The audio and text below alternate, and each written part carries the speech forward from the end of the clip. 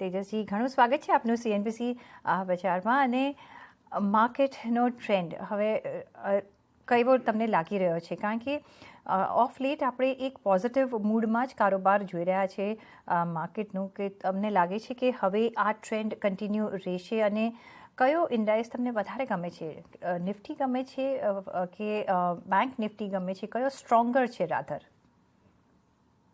Sure, ખૂબ આભાર મને બોલાવવા માટે. અને આઈ થિંક માર્કેટમાં આપણે જોઈએ તો કદાચ છેલ્લા એકાદ બે અઠવાડિયાથી જોઈએ તો જે ઇન્ક્રીમેન્ટલ જે ન્યૂઝ ફ્લો છે એ લેસ નેગેટિવ થતો જાય છે. તો આઈ થિંક માર્કેટની જે સૌથી મોટી એક વરી હતી કે આજે ઇન્ફ્લેશન આપણે જોઈ રહ્યા છીએ એના કારણે ગ્રોથને કેટલું ઇમ્પેક્ટ આવશે, કેમ કે ઇન્ફ્લેશનને ચાલતા રેટ હાઇક્સ આવશે. આઈ થિંક આપણે જોયું કે ધીરે ધીરે મેટલ પ્રાઇસીસ કરેક્ટ થયા. ગઈકાલે આપણે જોયું કે ક્રૂડમાં બી બહુ જ એક શાર્પ કરેક્શન આવ્યું છે. તો ઇન્ક્રીમેન્ટલ જે નેગેટિવ ડેવલપમેન્ટ્સ છે એ ઓછા થતા જાય છે, એટલે કદાચ આપણે થોડી માર્કેટમાં અત્યારે પોઝિટિવિટી જોઈ રહ્યા છે. જે એક એક્સપેક્ટેશન હતું કે કદાચ માર્કેટમાં વેલ્યુએશન કરેક્ટ થઈ ગયું છે, પણ અર્નિંગ્સ કરેક્ટ થશે કે નહીં ખબર નહીં. કદાચ આ ક્વાર્ટરના રિઝલ્ટની રાહ જોતા હતા એટલે માર્કેટ એક ડિરેક્શન ગોતું હતું. પણ હવે એમ લાગે છે કે કદાચ જો આ કમોડિટી પ્રાઇસિસનું ટ્રેન્ડ ડાઉન રહ્યું તો ઇવન તો નિયર ટર્મ અર્નિંગ્સને ઇમ્પેક્ટ આવે, પણ માર્કેટ એના આગળ જોશે કે લોંગર ટર્મ અર્નિંગ્સને ઇમ્પેક્ટ નહીં આવે. કંપનીઝે પ્રાઇસ હાઇક લઈ લીધા છે અને જો ઇનપુટ કોસ્ટનું પ્રેશર ઘટી જાય તો એનાથી પ્રોફિટેબિલિટી કંપનીઝની બેટર થઈ જશે. તો આઈ થિંક અત્યારે માર્કેટ એ પર્સપેક્ટિવ જોઈ રહ્યું છે કે ઇન્ક્રીમેન્ટલ જે ન્યૂઝ ફ્લો છે એ નેગેટિવ ઓછું છે, કદાચ પોઝિટિવિટી બી છે એ ન્યૂઝ ફ્લોમાં, ને એના કારણે આપણે થોડું જે માર્કેટમાં જે છે આપણે થોડું ઉછાળ જોયું છે. આઈ થિંક લોંગર ટર્મ આપણે જો જોઈએ માર્કેટનું વેલ્યુએશન, તો આપણું જે લોંગ ટર્મ વેલ્યુએશન ઇન્ડિકેટર છે, જે ઇન્ડિયાનું માર્કેટ કેપ ટુ જીડીપી છે, એ અત્યારે બી 100ની આસપાસ છે. જ્યારે બી આ લેવલ પર રહ્યું છે હિસ્ટોરિકલી, તો આઈ થિંક ફ્યુચર રિટર્ન્સ જે છે એ સિંગલ ડિજિટ રહ્યા છે. માર્જિનલી નેગેટિવ ટુ સ્લાઇટ પોઝિટિવની વચ્ચેનું રેન્જ રહ્યું છે. તો અમને લાગે છે કે લાર્જલી એ રેન્જમાં જ રહેશે માર્કેટ. ઇન્ક્રીમેન્ટલી આ ગ્લોબલ કમોડિટીઝ કેવી રીતે બિહેવ કરે છે, આપણે ડેવલપ વર્લ્ડમાં શું ડેવલપમેન્ટ થાય છે, ઓલરેડી ઘણી બધી રિસેશનની વાતો ચાલુ છે. તો એને ચાલતા જે ફ્લોઝનો સેન્ટિમેન્ટ છે એને એનો શું ઇમ્પેક્ટ આવે છે માર્કેટ પર, લાર્જલી નિયર ટર્મમાં એ ડિસાઇડ કરશે કે અહીંયાથી માર્કેટ શું કરશે. પણ આપણે જો એક મોટું ફેક્ટર જોઈએ માર્કેટનું, જો આપણે રિલેટિવ વેલ્યુએશન જોઈએ, જે બોન્ડ યીલ્ડથી આપણે અર્નિંગ યીલ્ડને કમ્પેર કરીએ, તો 2-3 અઠવાડિયા પહેલા આ ગેપ ખાસો વધારે હતો. ત્યાં તો એમ લાગતું હતું કે માર્કેટનું પી હજી કોન્ટ્રાક્ટ થવું જોઈએ, પણ બિકોઝ આ જે કમોડિટી પ્રાઇસીસમાં જે કરેક્શન આવ્યું છે એના ચાલતે આપણી યીલ્ડ્સ બી કરેક્ટ થઈ છે, બોન્ડ યીલ્ડ બી નીચે આવી છે, ને એના કારણે જે પી મલ્ટિપલ છે આપણું અત્યારે હવે એવરેજ પર છે. એટલે ફ્રોમ અ પી પર્સપેક્ટિવ એમ નથી લાગતું કે બહુ બધી ડાઉનસાઇડ છે માર્કેટમાં. જે રિસ્ક હતો એ અર્નિંગ્સ પર્સપેક્ટિવથી હતો, ને હવે એ લાગે છે કે એ બી રિસ્ક થોડો ઓછો થઈ ગયો છે. તો આઈ થિંક માર્કેટ આ લેવલની આસપાસ સેટલ થવું જોઈએ એવું અમને લાગે છે. તો flat to marginally positive is our view for the full year of 2022. તમારો જે બીજો સવાલ હતો કે Nifty versus bank Nifty, I think for a very long time અમે કહી રહ્યા છે કે બેન્કિંગ જે એઝ અ સેક્ટર છે અમને ખૂબ જ ગમે છે. આ એક જ સેક્ટર છે કે જ્યાં વેલ્યુએશન કદાચ હજી બી બિલો એવરેજ છે, જ્યારે આખું માર્કેટ એવરેજ યા અબવ એવરેજ પર છે. આપણે અહીંયા જોયું છે કે મોટી જે બેંક્સ છે એમાં ઘણું બધું પ્રેશર આવેલું એસેટ ક્વોલિટીનું છેલ્લા 7-8 વર્ષમાં. એ બધા પ્રેશર્સ અહીંયાથી ઇન્ક્રીમેન્ટલી પોઝિટિવ થઈ રહ્યા છે. આપણે બેંક્સની વાતો કરીએ તો આપણે 3 વસ્તુ જોઈએ નોર્મલી એક બેંકમાં: ગ્રોથ, માર્જિન્સ અને એસેટ ક્વોલિટી. અત્યારે ગ્રોથ ડબલ ડિજિટમાં આવી ગઈ છે ઓલરેડી. ટિપિકલી રાઇઝિંગ રેટ સાયકલમાં બેંક્સની માર્જિન્સ પ્રોટેક્ટેડ રહે યા ઇમ્પ્રૂવ થાય, તો ત્યાં બી કોઈ પ્રેશર નથી. અને એસેટ ક્વોલિટીનું જે ક્લીનઅપ હતું એ આપણે 7-8 વર્ષમાં કર્યું છે, તો ઇન્ક્રીમેન્ટલી ત્યાંથી બહુ મોટું રિસ્ક નથી દેખાતું. તો ફંડામેન્ટલી આ ત્રણેય ફેક્ટર્સ એક સાથે પોઝિટિવ ડિરેક્શનમાં છે, અને વેલ્યુએશન કમ્ફર્ટ બી બહુ છે અહીંયા. તો એટલે અમને આ સેક્ટર ખૂબ જ ગમે છે, ને અમારો ઓવરવેટ કોલ છે આ સેક્ટર પર. સો અમને આ સેક્ટર વધારે ગમે છે કમ્પેર ટુ નિફ્ટી. ઓકે, તો તેજસ્વી, તમે જેમ કહ્યું કે એક આપણા માર્કેટ્સ એકંદરે તો એક પોઝિટિવ ટ્રેન્ડ પર હવે આગળ વધી રહ્યા છે, અને આપણે ફંડામેન્ટલી તો આપણા માર્કેટ્સ સ્ટ્રોંગ જ હતા. અને ઓફકોર્સ જે આપણે ઓવરસીઝથી રિએક્શન માર્કેટને કરતા જોયા છે, પણ આગળ જતાં તમે જેમ કહ્યું કે આગળ જતાં હવે કેવી રીતની ડેવલપમેન્ટ્સ ગ્લોબલ માર્કેટમાં થાય છે એના પર ખાસું એવું નિર્ભર થશે.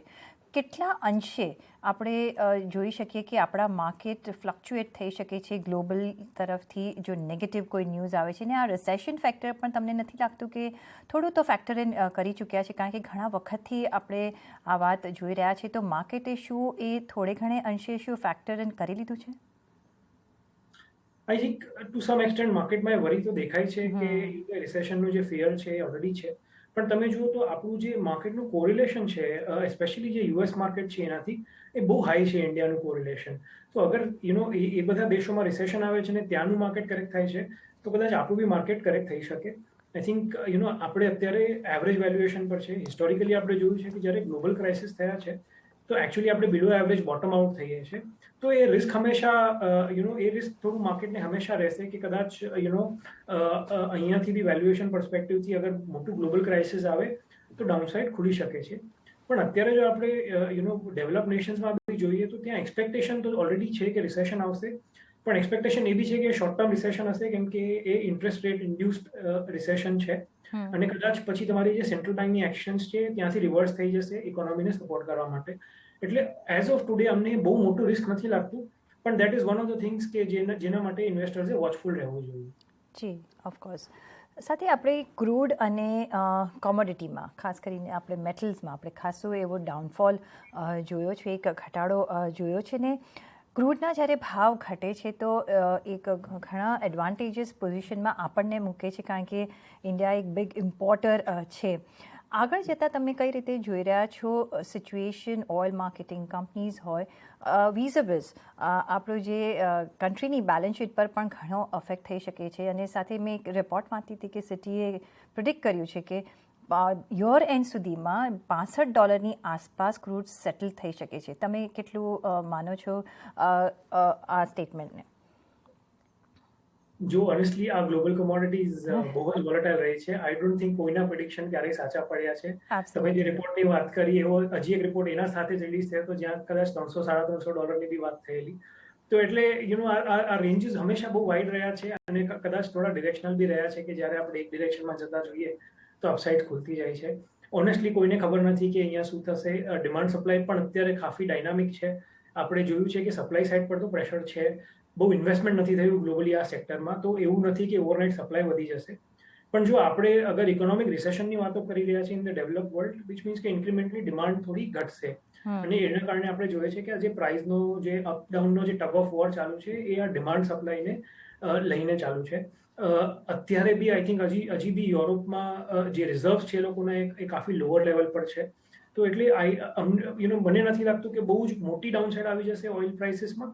પણ થોડા કુલ ઓફ તો જરૂર થશે અને કદાચ જેમ ઇન્વેસ્ટમેન્ટ ધીરે ધીરે આ સેક્ટરમાં વધશે અને કદાચ આ જે ગ્લોબલ સ્લોડાઉન આવશે તો એને ચાલતે આપણે થોડું પ્રાઇસમાં અપસાઇડ કેપ જોશું. પણ levels to be honest nobody knows, એ તો કોઈને ખબર નથી શું થશે. જી, જે રીતે મેટલ સ્ટોકમાં આપણે એક ખાસું એવું કરેક્શન જોયું છે, ખાસો એવો ફોલ જોયા છે અને ઓવરઓલ બધા જ મેટલ્સમાં આપણે જોઈ રહ્યા છે. કોપર હોય, એલ્યુમિનિયમ હોય, સ્ટીલ હોય, આયર્ન ઓર હોય અને આ બધા જ મેટલ્સ કંપની અને મેન્યુફેક્ચરિંગમાં ઘણી બધું વપરાતું હોય છે. ખાસ કરીને ઓટો સેક્ટર વિઝિબલ્સ જે બીજા સેક્ટર્સમાં કઈ રીતે આને એક મૂવ આપી શકે છે જે કોમોડિટી લગતા આપણે સેક્ટર્સ હોય કે જે વપરાતા હોય. ઓટોસ મેં પૂછ્યું પ્રિસાઇસલી કારણ કે આપણે જોયું છે કે એક બેડ પીરિયડથી ગુજરી રહ્યું છે ચૂક્યું છે અને હવે જેવી રીતે સેમિકન્ડક્ટરની બી અછત એક એ લોકો પૂરતી પાડી રહ્યા છે ને હવે ઇમ્પ્રુવમેન્ટ જોઈ રહ્યા છે. સાથે આપણે જોઈ જ રહ્યા છે કે કેટલું બધું કાર્સનું તો આપણે એક સેલ્સમાં આપવું જોયું છે, પણ ટુ વ્હીલર્સમાં પણ હવે આપણે એક સાયન્સ જોઈ રહ્યા છે. કઈ રીતે તમે બોલાવશો? સો ઓટોઝમાં જેમ તમે કીધું એમ આઈ થિંક કદાચ ફોર વ્હીલર સાઇડ પર એ પ્રેશર થોડું ઓછું છે. આપણે જોયું છે કે જે મોંઘી ગાડીઓ છે એમાં વેઇટિંગ પીરિયડ હજી બી બહુ હાઈ છે.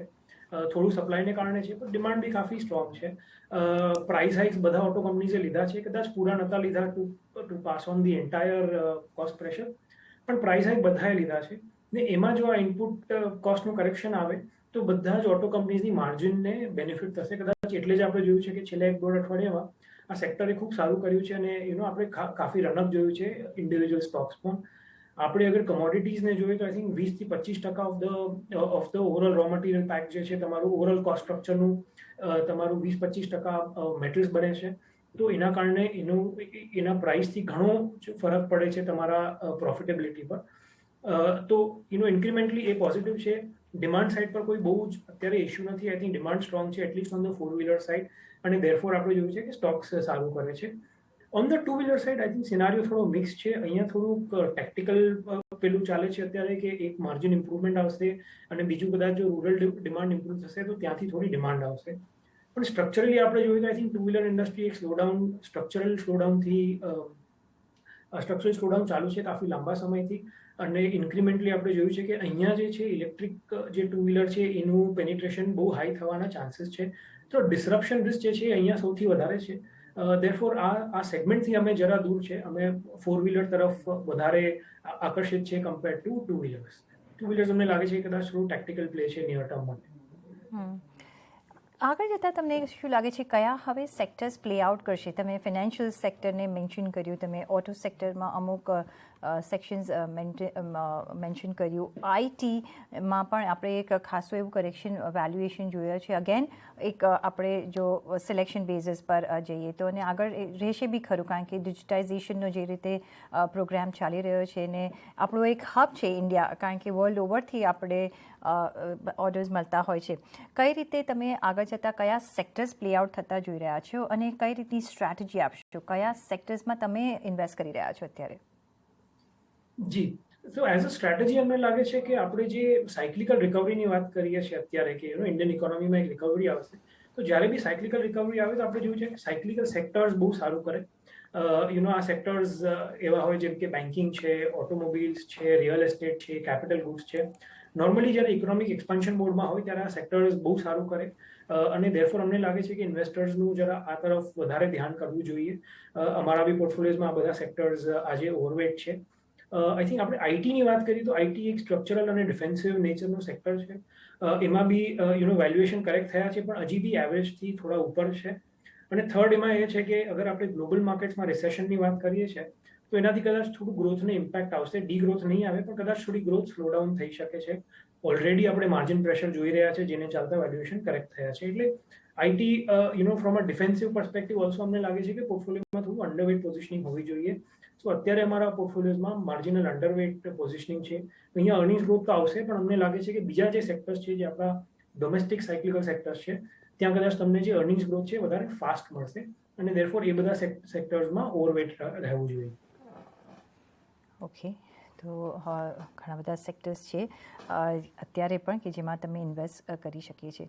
પણ મ્યુચ્યુઅલ ફંડ ઇન્ડસ્ટ્રી વાઇઝ પણ એક સમજવા માંગીશ કે કઈ કેટેગરીમાં અત્યારે વધારે તમે ઇન્ફ્લો જોઈ રહ્યા છો અને રિટર્ન વાઇઝ કયા મ્યુચ્યુઅલ ફંડ્સ અત્યારે બેટર કરી રહ્યા છે અને કઈ કેટેગરીઝ બેટર કરી રહી છે અને કોઈને રોકાણ શરૂ કરવું હોય તો કઈ રીતની તમે સલાહ આપશો? કયા એવા ફંડ્સ ચૂઝ કરવા જોઈએ? શ્યોર. સો આપણે ઉલટું શરૂ કરીએ. આઈ થિંક રોકાણ કરવા માટે સૌથી બેસ્ટ એ છે કે તમે સિસ્ટમેટિકલી એસઆઈપી રૂપથી કરો. આપણે ઓલરેડી જોયું છે એસઆઈપીનું જે પ્રોલિફરેશન છે એ આપણા ઇન્ડસ્ટ્રીમાં ખાસું એવું થઈ ગયું છે. Incremental fund flows mostly SIP through આવે છે અને એનું એસઆઈપીનું એક એડવાન્ટેજ છે કે તમારે માર્કેટની ચિંતા કરવાની જરૂર નથી. માર્કેટ ઉપર નીચે કરતું હોય તમારું એસઆઈપીસ તમને એવરેજ આઉટ કરીને આપે. સો આઈ થિંક અહીંયાથી બી એસઆઈપીસ કન્ટિન્યુ કરવી જોઈએ, એ સ્ટોપ નહીં કરવી જોઈએ. આઈ થિંક આપણે ફ્લોઝની વાત કરીએ તો બહુ ઇન્ટરેસ્ટિંગ છે કે આપણે ઓક્ટોબર નવેમ્બરથી આ વોલેટિલિટી જોઈ છે માર્કેટમાં. અત્યારે આપણે જોઈ રહ્યા છીએ કે 1 year રિટર્ન બી હવે 0 to નેગેટિવ થઈ ગયા છે પણ આપણે ફ્લોઝમાં એટલું મોટું ઇમ્પેક્ટ નથી જોયું હજી સુધી. કોઈ એવા રિડેમ્પશન મેજર પ્રેશર્સ નથી જોયા. તો આઈ થિંક જે ડોમેસ્ટિક ફ્લોઝ છે એમાં એક બહુ મોટી સ્ટ્રક્ચરલ સ્ટ્રેન્થ દેખાય છે અત્યારે એઝ ઓફ નાઉ. અને જો એ કન્ટિન્યુ કરશે તો આઈ થિંક આપણી ડોમેસ્ટિક માર્કેટ માટે કાફી એક સપોર્ટ મળશે. કેમ કે ફોરેન ઇન્વેસ્ટર્સ અત્યારે વેચી રહ્યા છે અને ડોમેસ્ટિક ફ્લોઝથી જ આપણી માર્કેટ આપણે સંભાળી રહ્યા છે. તો આઈ થિંક ત્યાં એક સ્ટ્રક્ચરલ પોઝિટિવ ડેવલપમેન્ટ દેખાતું થાય છે. આઈ થિંક આજે જે આપણે આપણા આઈએફએ ડિસ્ટ્રીબ્યુટર નેટવર્કની બી વાત કરીએ તો આઈએફએ નેટવર્ક છે, આ બધા ડિસ્ટ્રીબ્યુશન વેલ્થ હાઉસીસ છે, એનું બી પ્રોલિફરેશન કાફી સારું થયું છે આપણા માર્કેટમાં. તો એવું લાગે છે કે આ બધી એડવાઇસને ચાલતે આ ફ્લોઝ કાફી સ્ટ્રક્ચરલ લાગે છે. આ ફ્લોઝમાં તમે મુવમેન્ટ બી જુઓ તો કદાચ આપણે ફેબ્રુઆરી માર્ચ સુધી આ ફ્લોઝ થોડા પ્રોટેક્શન ઓરિએન્ટેડ સેગમેન્ટમાં વધારે દેખાતા હતા. આપણા બેલેન્સ એડવાન્ટેજ છે, હાઇબ્રિડ છે, એવી કેટેગરીઝમાં વધારે ફ્લોઝ હતા relative to pure equity funds. છેલ્લા 2 મહિનામાં આપણે જોઈએ તો પ્યોર ઇક્વિટી ફંડ્સમાં ફ્લોઝ વધ્યા છે અને આ જે પ્રોટેક્શન ઓરિએન્ટેડ જે ફંડ છે એમાં એ ફ્લોઝ થોડા ઘટ્યા છે. તો એવું લાગે છે કે ઇન્વેસ્ટર બી અત્યારે કાફી મેચ્યોર છે કે જ્યારે માર્કેટ થોડું વોલેટાઇલ લાગતું હતું તો પ્રોટેક્શન ઓરિએન્ટેડ ફંડ્સમાં જેવું માર્કેટમાં કરેક્શન આવ્યું તો પ્યોર ઇક્વિટી ફંડ્સ તરફ ફ્લોઝ વધી રહ્યા છે. અત્યારે આપણે જોઈએ છે તો across the board flows positive છે અને જે large mid small cap pure large cap mid cap small cap categories છે ત્યાં સારા એવા ફ્લોઝ જોવા મળે છે. આઈ થિંક અમે બી એ બેલેન્સ્ડ અપ્રોચ ઇન્વેસ્ટર્સને એડવાઇસ કરીએ છીએ કે તમારા રિસ્ક પ્રોફાઇલ પ્રમાણે તમારે તમારું એસેટ એલોકેશન વિચારવું જોઈએ. પણ ઇન્ક્રીમેન્ટલી જો આપણે વાત કરીએ નોર્મલી આપણે જોયું છે કે જ્યારે ઇકોનોમિક રિકવરી આવે ત્યારે જે મિડ સ્મોલ કેપ સ્ટોક્સ છે નોર્મલી લાર્જ કેપ્સને આઉટપરફોર્મ કરે છે. આ કરેક્શનમાં આપણે જોયું છે કે મિડ સ્મોલ કેપ થોડા વધારે કરેક્ટ થયા છે કમ્પેર ટુ લાર્જ કેપ છેલ્લા 6 મહિનામાં. તો એ બી એક રિલેટિવ વેલ્યુએશનની બી જે અપસાઇડ છે એ બી ખુલી ગઈ છે અને historically B in an economic expansion phase આ સેગમેન્ટ સારું કરે. સો આઈ થિંક થોડુંક જેનું રિસ્ક એપેટાઇટ હાયર હોય એને થોડું allocation toward mid small cap ધીરે ધીરે વધારવું જોઈએ અહીં.